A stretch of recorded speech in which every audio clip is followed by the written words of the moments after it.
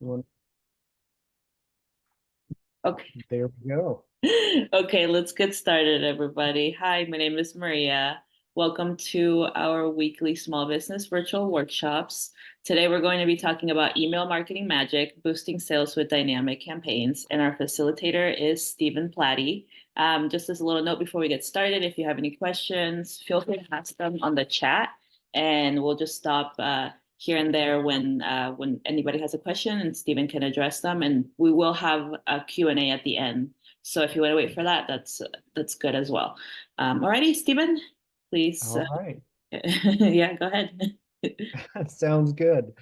All right. Well, yeah, we'll get started. So we're gonna be, as Maria said, email marketing magic. So how to boost sales with dynamic campaigns.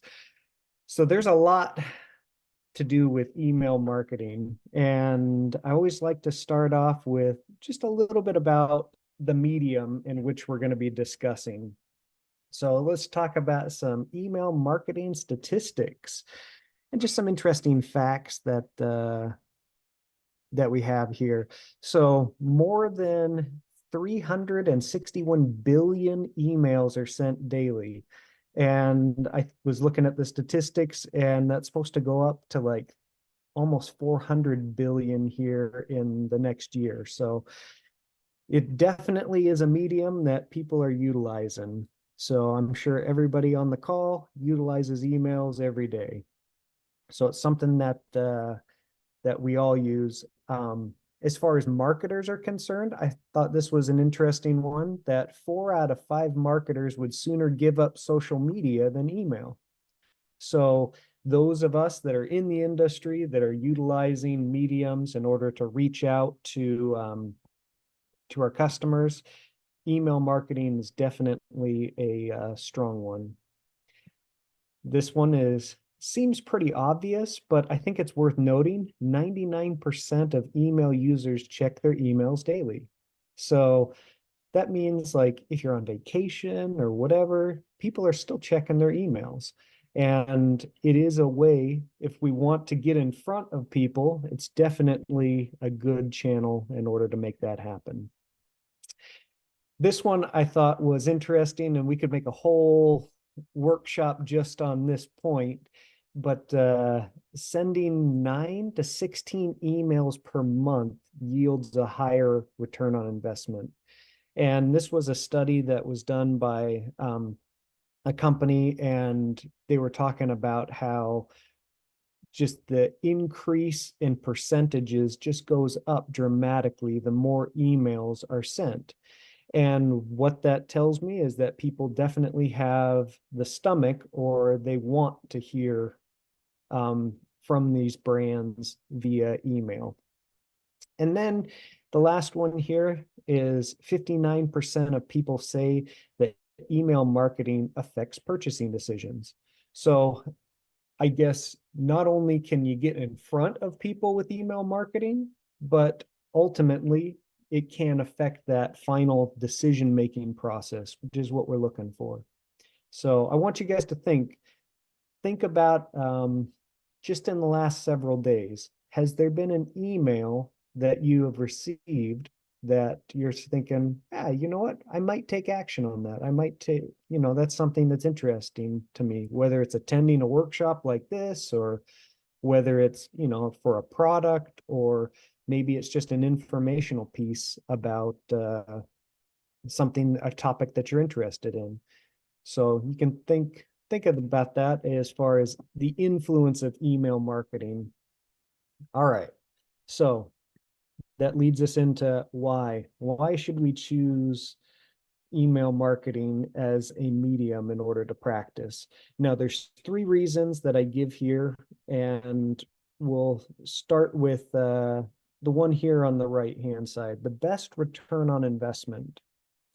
So in your guys' experience, maybe you can put in the chat,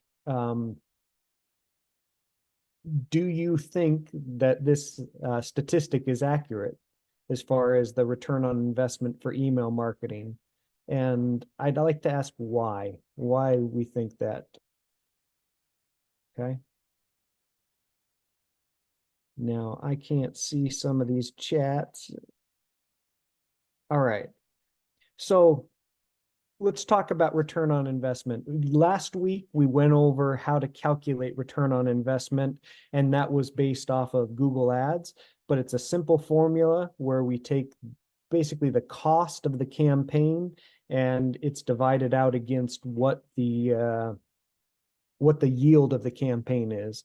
And email marketing to get out in front of people is traditionally pretty cheap. I mean, we're talking pennies in order to get in front of a particular person. So therefore, the return on investment has a much greater or you have a much greater ROI because it doesn't cost you as much to get in front of people. Okay. All right. Let's talk about the next one. Most people want it.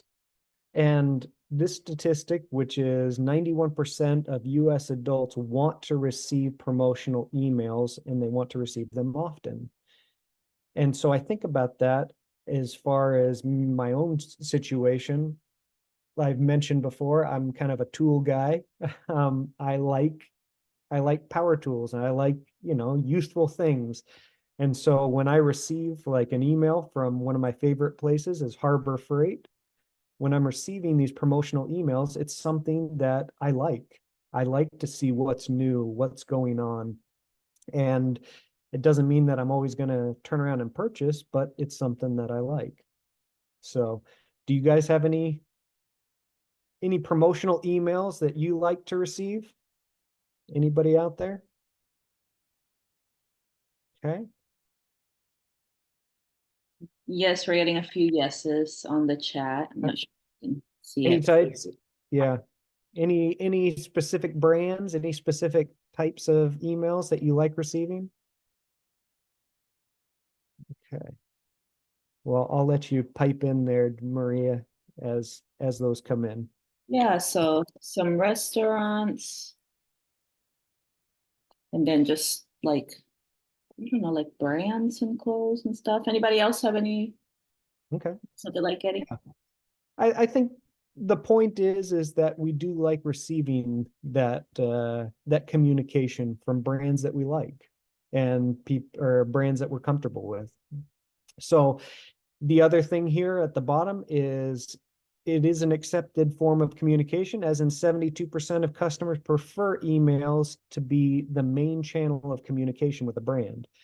And thinking about this, if you have the populace as a whole and how they want to learn about your, promotions or how they want to learn about what's going on with your brand or your business, if we have 72% of the customers that are out there, the people that are out there that are saying, hey, I want to learn about that via email, that means they're not going on social necessarily, or they're not Googling it. They're saying that it's kind of our responsibility as a brand to get in front of them and to communicate with them of what's going on. So all those, for those reasons, that's why we should all be engaged in email marketing. And let's continue on here and get into these are going to be 3 key strategies that we're going to cover today. Now, the 3 key strategies are pretty simple. First, we're going to talk about personalizing your messages and what effect that can have on an email campaign. Then we're going to talk about segmenting your subscribers. Then we're going to get into some automation and to automate that when possible. Now, with that being said, there's still a lot of other methods or a lot of other things that can be talked about in regards to email marketing.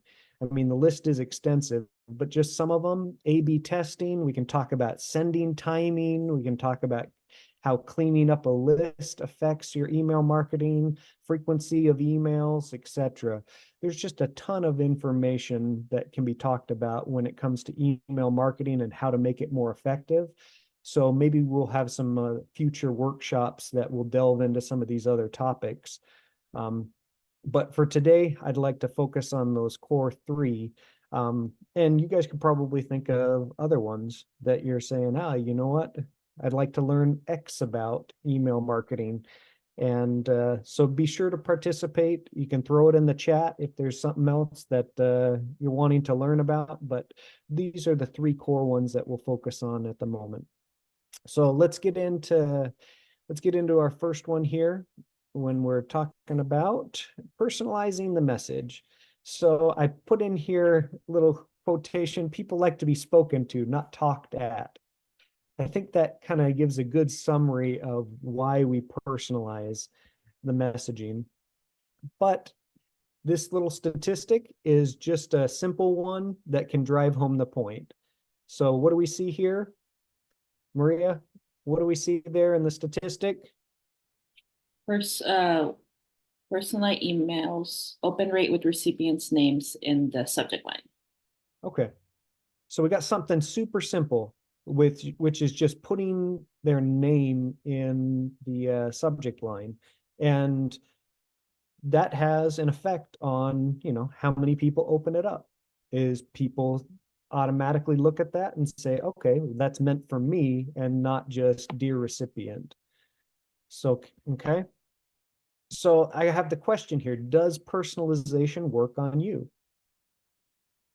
Think back to those emails that you've received and think about it. Does that have an effect on the way you perceive that email?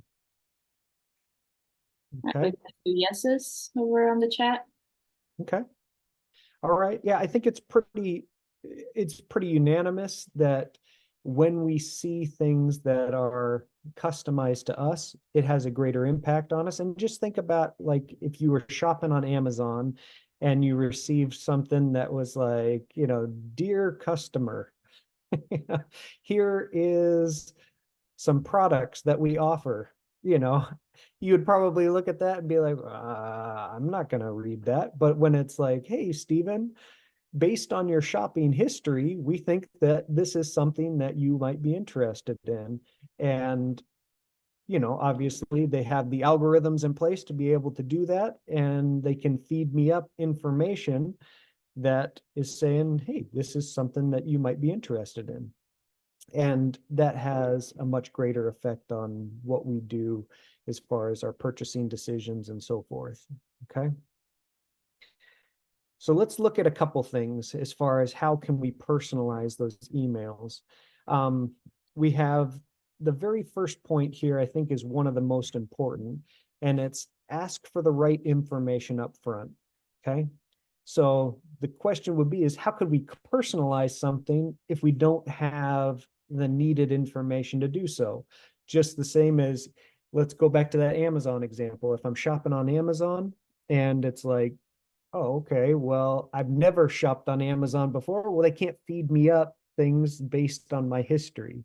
So there has to be some information gathering at some point.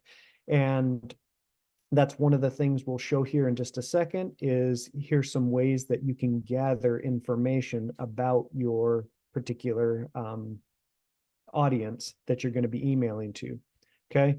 And then the other 2 points is it is best practices to use a email address that's actually from a person, because that does personalize it. It gives it that, feel of this isn't coming from just a random source. So like the do not reply at exampleemail.com. We want to try to avoid those. And then the other thing is how many of you have seen these marketing emails where it's like, hey, I'd like to help you out with your business and we're really good at search engine optimization, and then there's no name, there's no, or maybe it's like from Bob, you know what I mean? There's no signature, there's nothing behind it that says that this is a legitimate organization and that sort of stuff. So that's another aspect of personalizing the email, is we're giving them information not only about themselves or customizing it to them, but we're giving them other information that they would find valuable. So that's another aspect of personalizing an email. Okay. Right. Let's jump into Growth Genie 360, and I'm going to show you a little bit about how this can take place. Okay. Maria's screen share working okay? You can see Growth Genie 360? Yes, all good. Good deal. All right, so this is in the settings area of Growth Genie 360. And in the settings, we're in the custom values. So custom values are just that, is when we want to insert information, we have to take that custom value, and then we can give the proper information of what's supposed to be in that area. And we can then insert those into a specific email. So like in this case, when you register for the workshop, you have their contact.first-name, and that will put in the first name of the individual that registered for the workshop. So that's just a simple example of how that token can be placed into an email. And by the way, this also works for text messaging and other such things. So we now have that, but how do we get that information in the first place? And so that's where I want to show you. It's one of the ways that you can gather that information is when you are filling out a form, or when somebody is filling out a form. You can not only have your first name, last name, email address, phone number, the more common bits of information. We can then have more custom things, like what type of business are you, or how large is your team? And then they can select between, a specific drop down of this is how large my team is, and so forth. So we can put in their different fields. This one way I'll show you just real quick how to do this. We come into custom fields and we do add. This is going to add a field into the system. And we could have it be just a single line of input. We could have it be, a drop down or that sort of thing where they can select multiple things. But we have it to where when somebody is inputting information, then that in turn can be utilized with those custom fields that we just showed, and those tokens. Okay. So I'll kind of pause here. Is there any quick questions that have to do with personalization and customization? Okay. No Must have, question. It's like, yeah, so. must have covered things thoroughly, which is always good. All right. So we have that's how we can get information about people and their companies and their situations. So then we can in turn go ahead and personalize that messaging. Okay. We're going to move on to the next one of segmenting your subscribers. And so I'll ask the question, why do you think segmenting people is important? Before we get to the next slide. Anybody?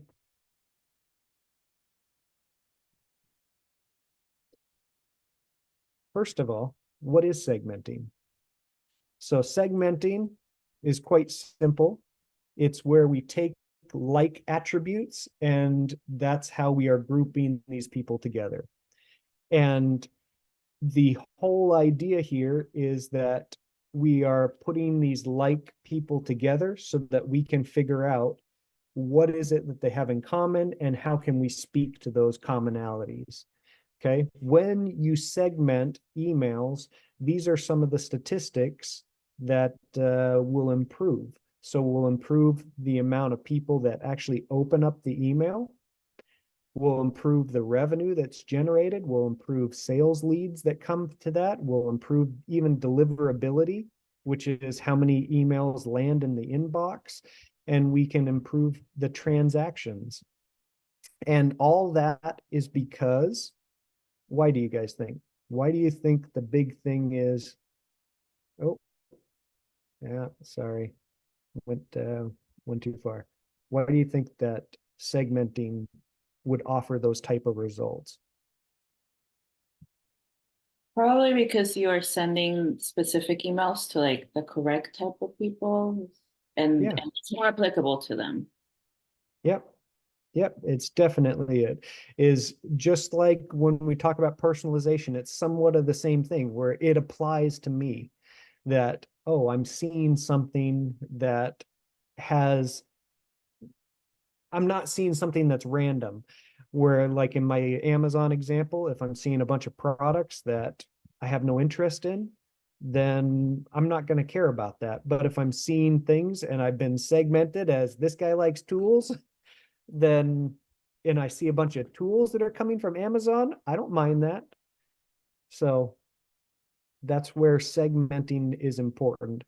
This was an interesting statistic from SuperOffice. They say 9 out of 10 marketers still don't segment their database.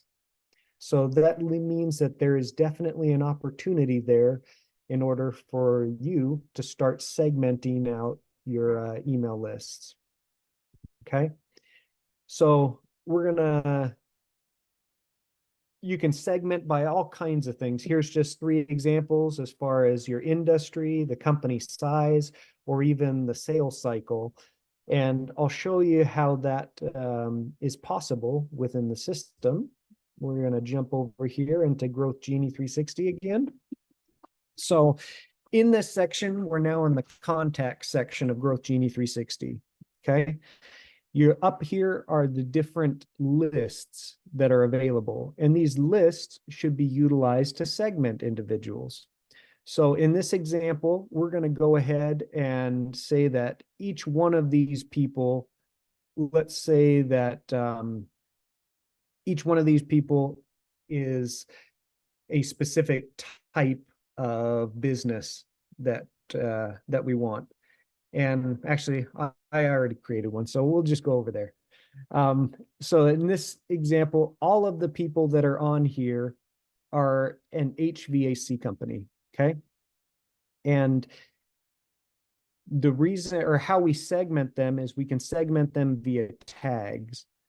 So when we select all of these individuals on this list, you'll see here that this is only set to 20. So we're going to go ahead and select all 44 of those. And then we can go ahead and put a tag in them.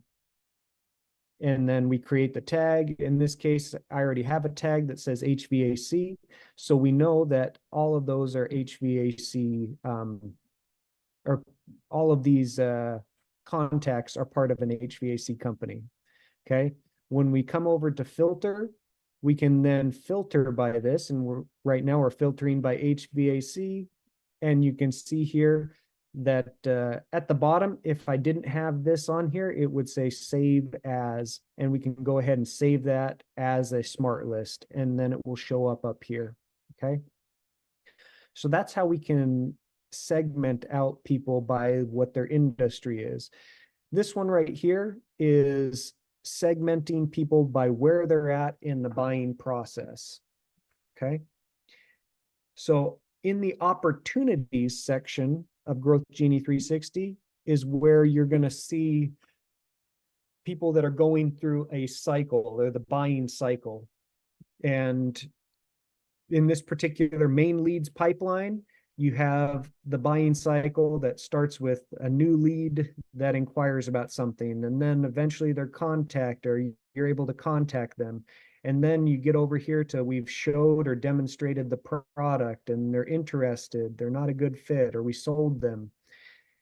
So what we can do is anybody that's in one of these cycles, we can go ahead and segment them to, here's all the people that in this case we've showed a product to, or we've demonstrated a product to. So I'll go back out here to the contact list, and in here we have 8 different leads. All right. That contact list for the showed/demo, or the smart list, this has 8 different people that are on this list, or 8 different records. All right. Now, if somebody goes through that cycle and we then change them into, let me just drag and drop and I'll show you here. So this bid project X. So these guys went ahead and we were able to do the demo for them. And now they're in that category. Well, we can go back over to the smart list and we'll see that that's changed from 8 contacts to now 9 contacts. Now there's going to be 9 of those in there. So that's how we can segment within that buyer's journey or that sales cycle. There's a lot of things that people call it, but this is how we end up getting people that we know are in a certain situation within our sales cycle. And then we can reach out to them via email because we know that we've demonstrated the product. Now, maybe the next step is we are sending the proposal. And so maybe we have a standardized proposal that we can put into an email, and then we can go ahead and send that out, which leads us into that next section that we're going to be talking about, which is automating things. Okay. So when we look at automating stuff, that's super important because it just adds to not only the relevancy, but it's about timing and context. Hey, Stephen. That's why I go ahead and automate. Yep, go ahead. Sorry to interrupt you. Before we move forward, we have a question here. It says, a quick question about the sample tool you showed earlier. I'm curious, are those things available as a template or do users need to set them up on their own? The sample tool that I'm not sure I understand that question. Can you read it one more time? And Yes. So let's see, about the sample tool you showed earlier, I'm curious, are those things available as a template or do you need to set them up on their, or do users need to set them up on their own? And if you want to clarify, Diana, maybe we can come back to your question in a little bit. yeah. So if I can get some more context, because there's a lot of these things that are templates that you would need to go ahead and customize. Okay. And so the system will come with preset templates, but you do have to make sure you're putting in the right tokens or those right contact information so that it can go ahead and fill in information about the individual you're emailing. Okay. All right. So, actually, sorry. Let me go back to this slide. I'm jumping around here at the moment. Email automation. All right. We have traditional email campaigns versus triggered email campaigns. And when we talk about automation, we can use that terminology of triggered and automated as kind of the same or interchangeable terms. All right.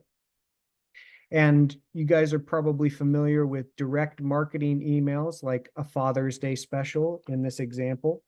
It would generally get about a 20% open rate, okay, for those direct marketing emails. And for transactional emails, like I forgot my password or that sort of thing, you have open rates of about just above 50%.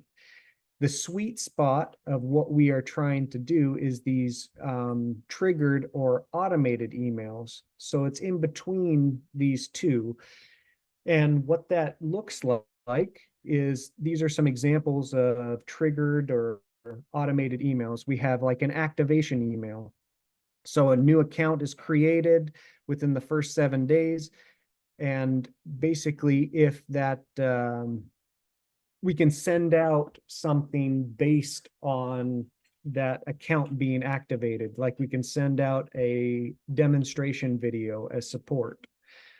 One of the other ways that you can have a triggered email is like a win back email. And this is the customer has kind of gone dormant or inactive. And then we can create an email offer to get back, reach back out to them to engage them. Okay. Some of the other things is we can do like customer loyalty emails. And this is like, when we say automated, it's not based on their action, it's based on your action. So what happens is you can go ahead and send out something that's a promotional email for all of those past customers. And that can happen on, a regular basis with if they don't have, yeah. So I'm trying to think of the words and they're just not coming to my mouth. All right.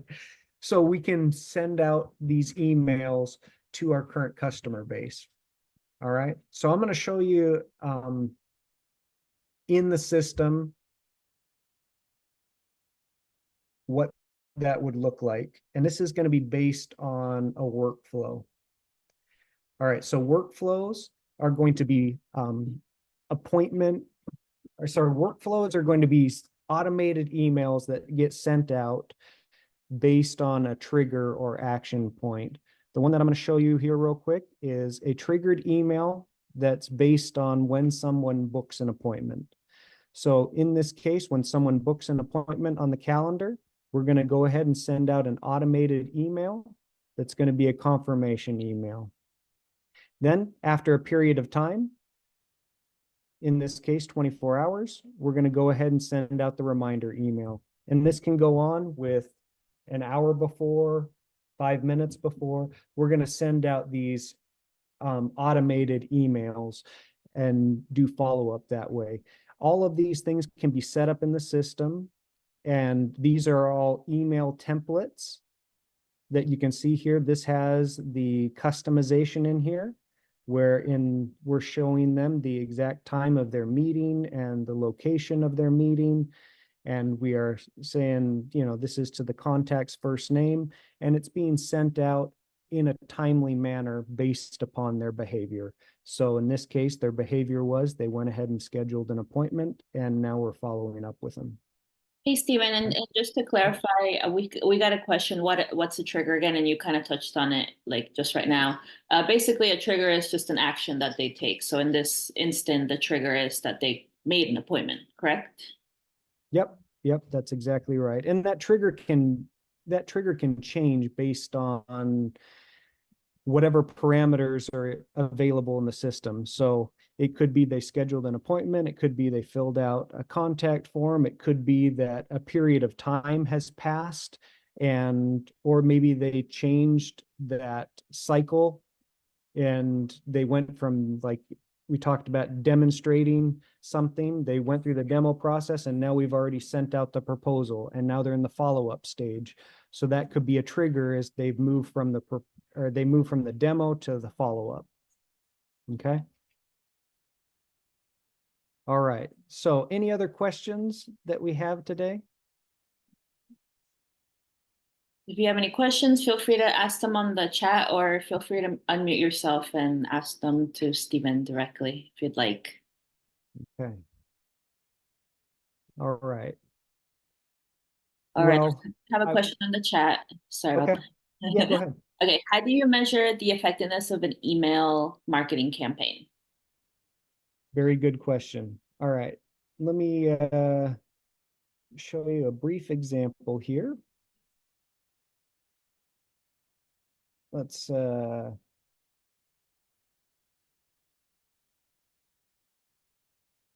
into this. I'm gonna go to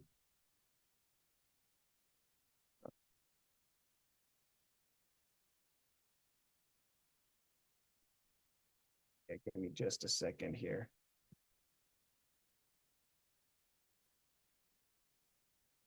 With any email marketing campaign that you send out, you're going to have statistics that go along with it. And the statistics are found in the form of like open rate, how many people have clicked on it, how many emails have bounced, how many emails have been delivered, and so forth. We're going to go into the email sent, and I'll just show you an example here of what that looks like when we talk about effectiveness.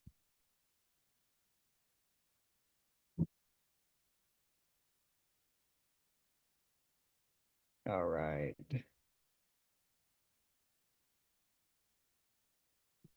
Product feature. Oh, let's go to this one. So we have like statistics here that are going to show us this is 85% of them were successfully delivered. We had a 35% open rate, 6% click rate. We can then see, who has done what as far as those actions are concerned. So when you ask about how do we measure the effectiveness of an email campaign, it's going to depend on a lot of different things. So is this a new audience? Is this a mature audience? Has the list been segmented? All of those things are going to determine what your basis of, is this an effective campaign? All right. And so what we recommend doing is you just get started, meaning that you should put your list of contacts into the system, send or clean up that list based on like if they're old email addresses and things like that. That's another topic that we can cover later on. But once that list has been cleaned up, you send out the initial email, and it's going to give you this kind of statistical analysis of this is what happened during that initial email. And then you're going to want to see improvement that happens. Industry averages, like I said, vary greatly depending on the quality of the list and how targeted those things are, what type of offer is being done, is it personalized, so on and so forth. But you should look for roughly around a 5% clicked rate, roughly around a 20% open rate, somewhere in that neighborhood. Should be what you should strive for an initial send. And then you want to see those things, improve based on that. Does that kind of help in answering that question? Yes. I know it's a little bit difficult because once again, things are so varied based on all of the variables that are part of an email campaign. So Yeah. Any tips for managing bounces, unsubscribes, and the like? bounces and unsubscribes. So the bounce rate and unsubscribe rate are going to be really targeted in your initial send. Stop sign. What's that? Oh, Say that again. I got a bunch of background noise. Yeah, I didn't quite I think that might have been an accident. So hear. Okay. All right. So bounces and unsubscribes, your initial send is going to determine a lot of that. When you're sending it out, you should have, I should say, when you send it out the second or third or fourth time to the same list and you're emailing those individuals, that bounce rate should be greatly reduced.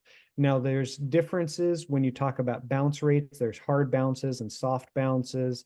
Your hard bounces are the ones that should go down. And that's based on like it's a bad email address or that, the system is being, or the system that's receiving it is actually blocking that email from coming in. That's where the hard bounces come in. Soft bounces could be that somebody's email box is full and they just haven't cleaned it up and that sort of thing. And that stuff just happens. So you should see bounce rates go down just by the nature of sending things out on a more repetitive basis. And the unsubscribes, a lot of that has to do with how relevant your content is to them. The more relevant and the more targeted it is, it's going to automatically reduce those amount of unsubscribes. Yeah. thank you, Stephen. All right, let's get into the homework. So the homework here is quite simple. When we talked about personalizing emails in the beginning, most of the time we find that companies don't have the right information that they're asking for up front. So that's the homework assignment for this time, is go ahead and get in there and figure out what is it that I need to know and that can help me personalize a list, that can help me segment a list of individuals, and then think about are there ways that I can reach out automatically and have triggered emails that are sent out? Okay. But it all starts with what type of information am I gathering? And so I encourage you to do that as the homework, is figure that information out. Okay. I will put out the invitation. I know there's a lot of information about email marketing, and there's a lot of different topics that we can cover and subjects. If you'd like to have an impact call with me, then I'll put out that invitation to do so. You just simply go to our website, lojomarketing.com/SP-impact, and there's a calendar on there where you can set up a call. It is scheduled for just a quick 10 minutes, but we can accomplish a lot in 10 minutes. And if it needs to go a little bit longer to answer questions or figure out where we can best help you, then we can do that. So that's the invitation. And yeah, hopefully take me up on that and we can see where we can best help you out. Okay. Talking about next week. Next week, we're going to go into memberships and just how memberships can build loyal communities. And it's something that you probably haven't heard a ton about and is a little bit more specialized in the type of industries that use memberships, but we're going to explore how those can be created and utilized. So hopefully you'll join us next week. And if you missed any of the previous weeks, we do have replays that are available. So, all right. Is there anything else that I think needs to be covered, Maria? I think we're all good. Thank you so much, Stephen. Thank you everybody for joining. If you if you want to sign up for the upcoming workshops, I did put a link on the chat. And so check out that link. And then I also added Stephen's impact call link on there. So if you want to go ahead and click on that and make a 10-minute call with Stephen, that's available on the chat as well. But thank you so much, everybody, for joining. We look forward to seeing you in the upcoming workshops. Alrighty, bye-bye. Bye-bye.